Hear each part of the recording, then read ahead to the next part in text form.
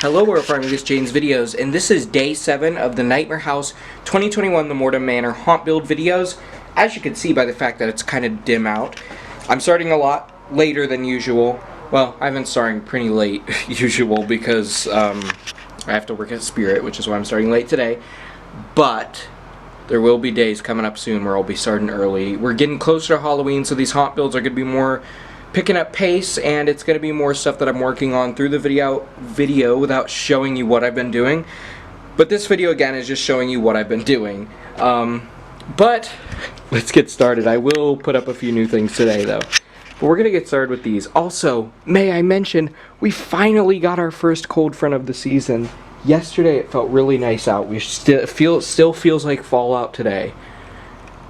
But it's not as nice as yesterday, and then it's going to be hot tomorrow. Maybe not. I don't know. I'm assuming, because that's usually how it goes.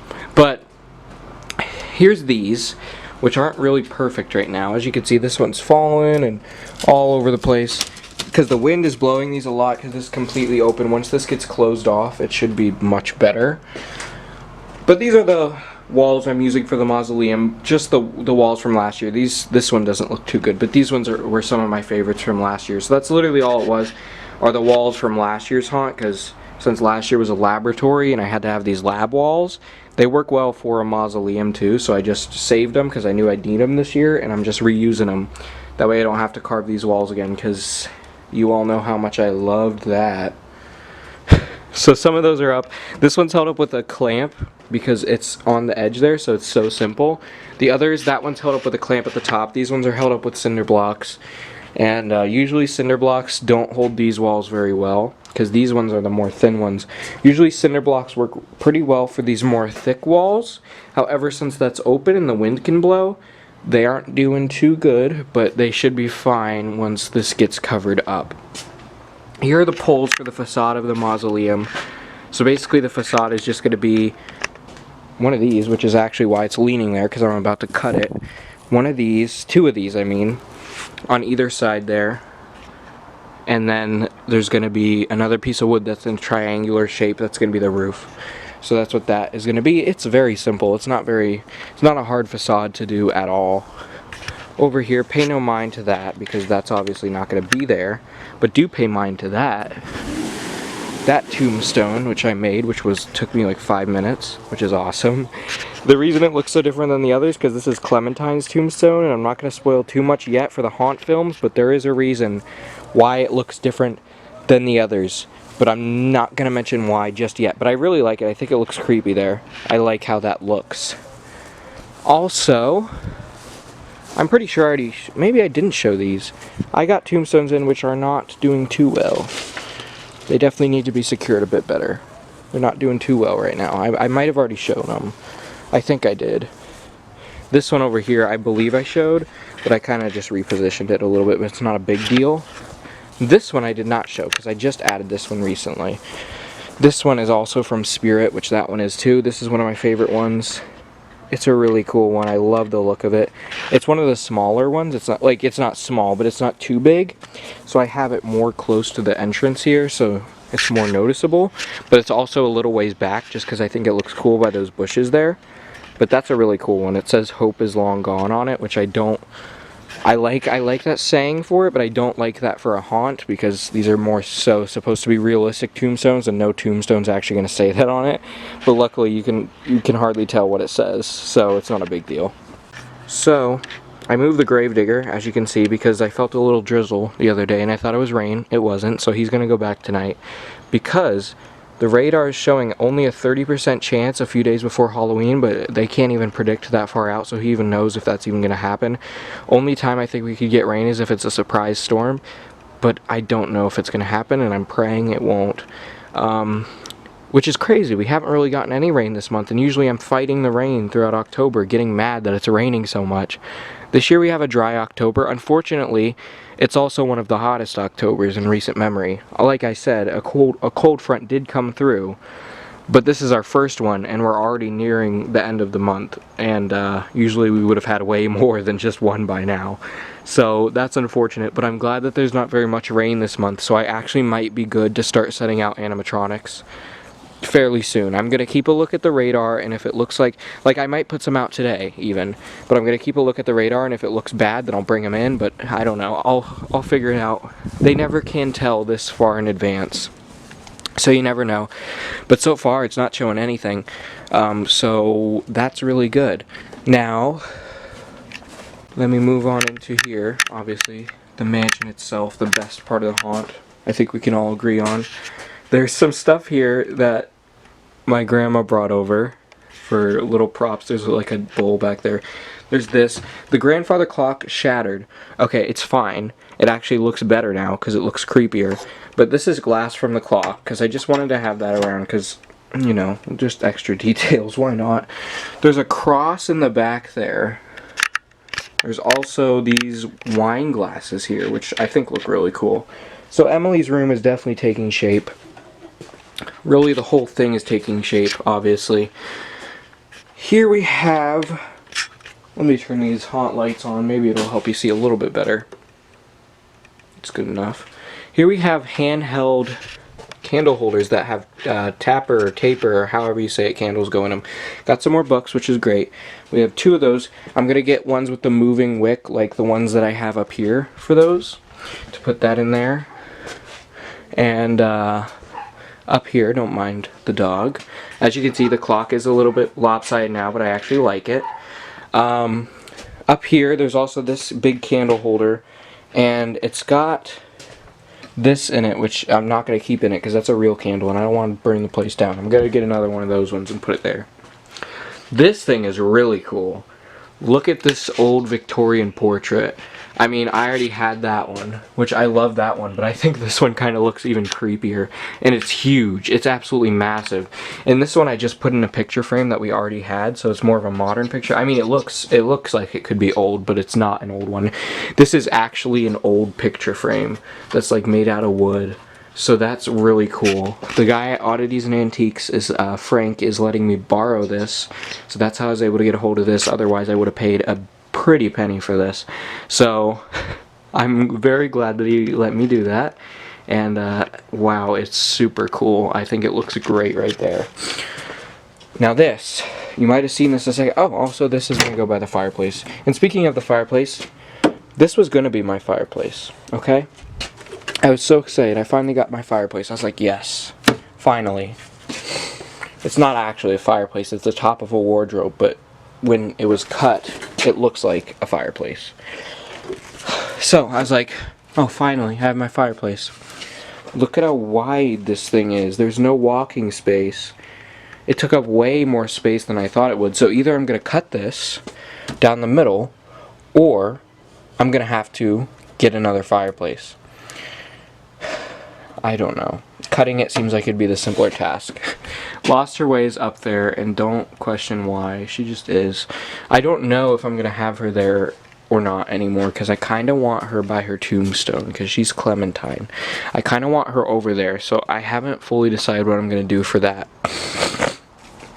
But what I do know is that right now, I'm going to turn down this brightness first off, but what I do know is right now, I am going to go cut this down to fit the height of that, so that can be put up. Just one side right now, because I need, there's the other side, but I need more paint before I can do that, so I can paint the back side.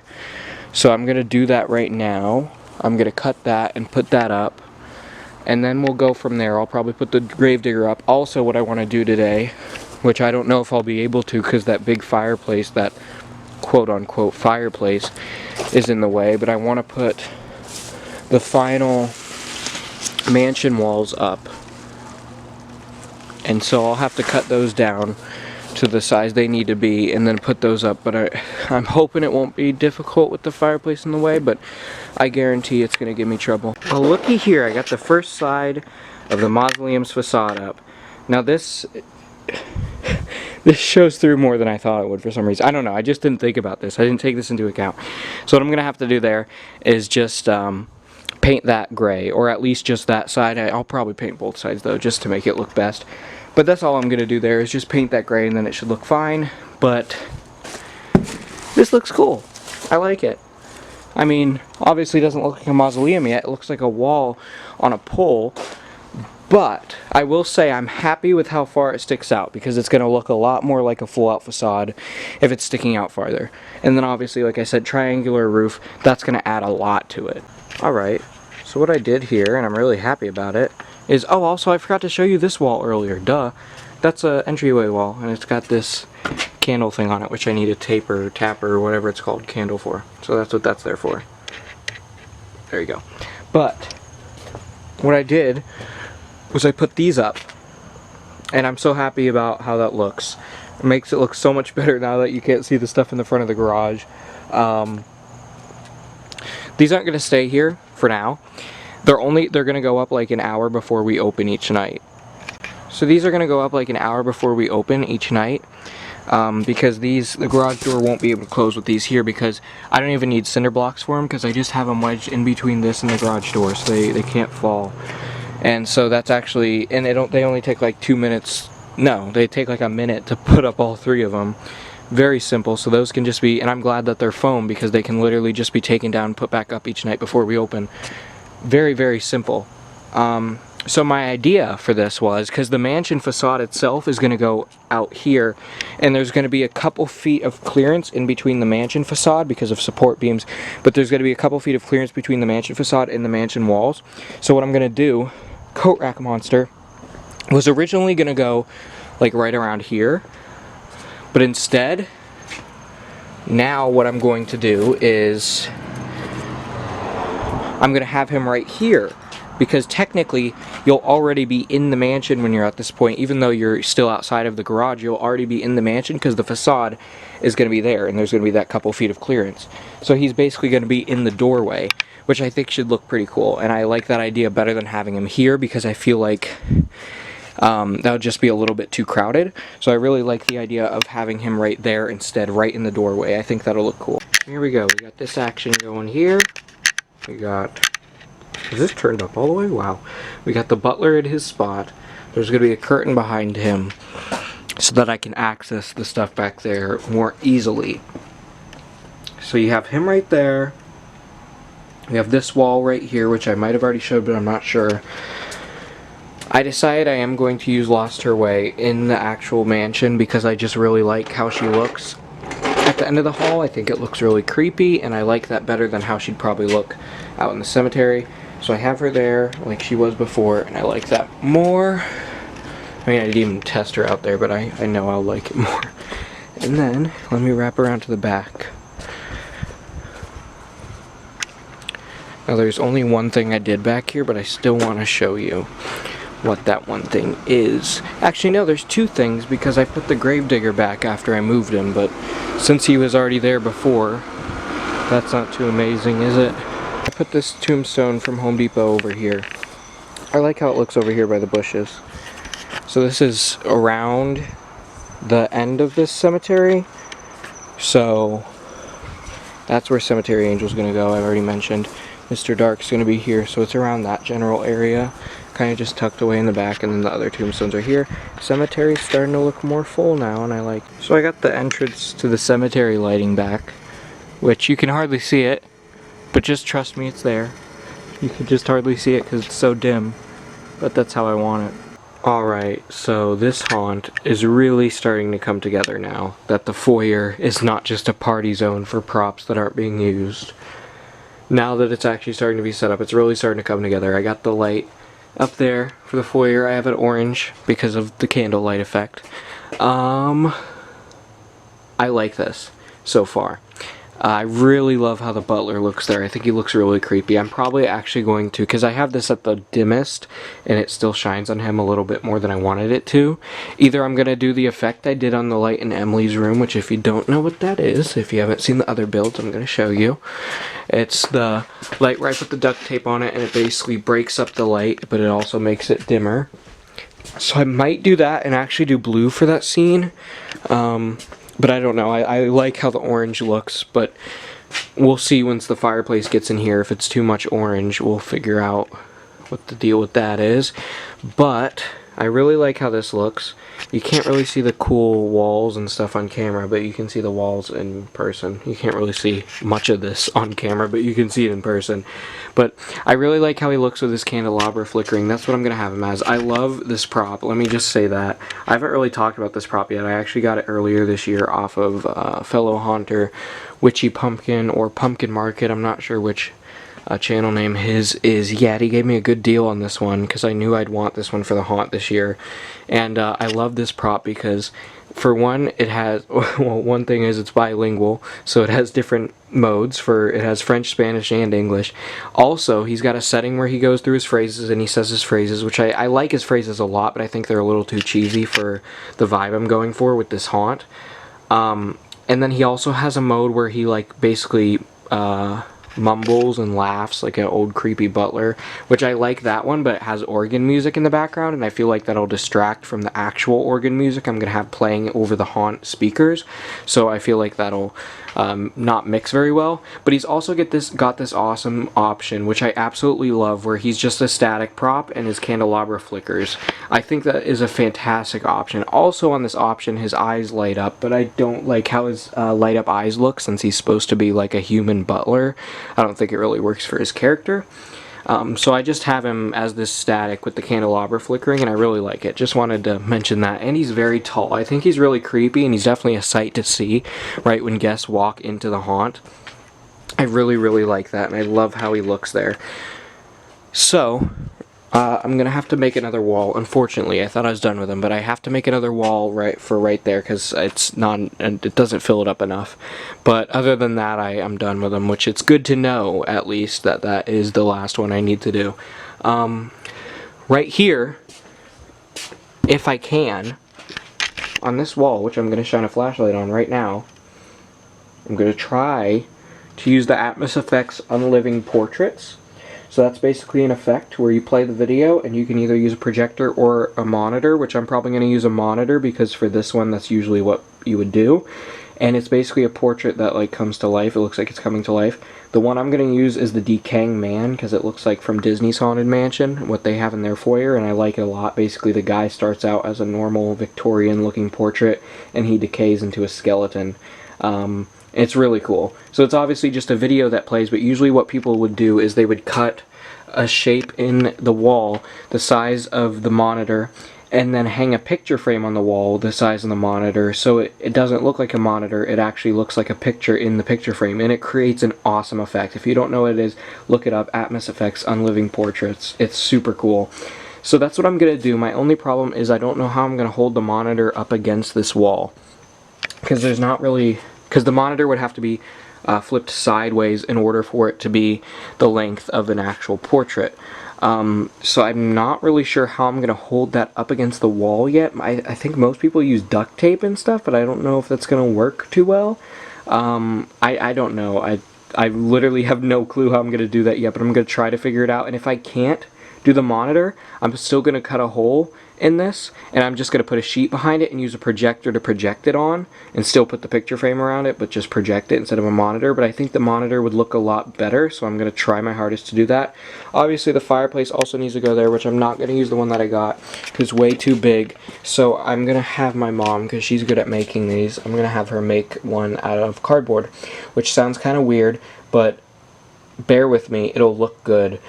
She basically paints it to look like brick, and it actually looks really good. She's made them in the past, and they're really cool. So I feel like that'll probably be the best option because it can be the exact size, and I also don't have to spend more money on wood for it, so that's perfect.